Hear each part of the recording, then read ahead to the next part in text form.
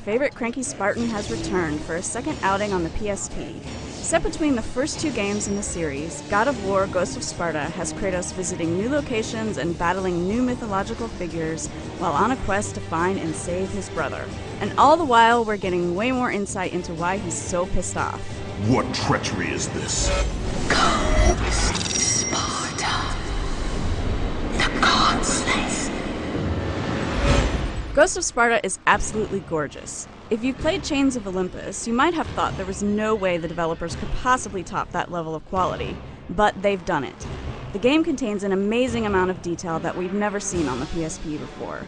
Levels soaked in pouring rain, cascading water, and flowing lava make the world so alive you'll forget you're playing on a handheld console. What's more impressive is that all this detail comes with practically no load times. The game also has one of the deepest stories of any in the series, taking us all the way back to Kratos' childhood when his brother was abducted by the gods.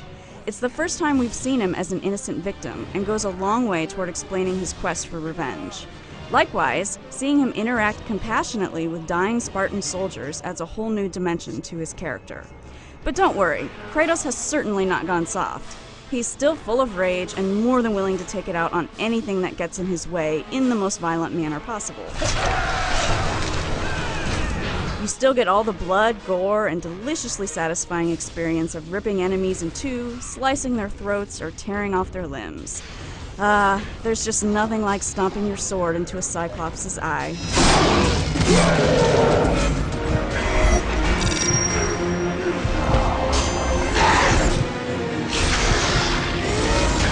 If you've played any other God of War game, you'll be right at home in Ghost of Sparta. The game doesn't take a lot of risks, opting to keep the established mechanics that made the series successful in the first place. Your main weapons and all of their moves are exactly the same as the other games, but there are a few new details that help to keep the gameplay fresh. One of these is the ability to set your blades aflame, not only making them more powerful, but giving them the necessary strength to break through armor and burst through volcanic doors. Another is the addition of classic Spartan weapons in the form of a spear and shield, the former of which can be used as both a ranged and a melee weapon. Beyond that, the gameplay is pretty much what you're used to. You'll slice and dice your way through countless enemies and traverse massive landscapes by jumping, grappling, climbing, and swimming, while stopping to solve the occasional puzzle here and there. The puzzles really are the game's only weakness, as they take almost no thought and nearly always involve moving a block around or pulling some levers.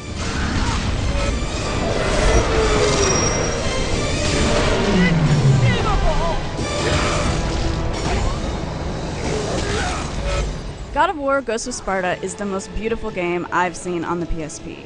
There isn't anything terribly unique about the gameplay, but there really didn't need to be. The depth of the story made me really understand Kratos in a way I hadn't since the first game came out in 2005.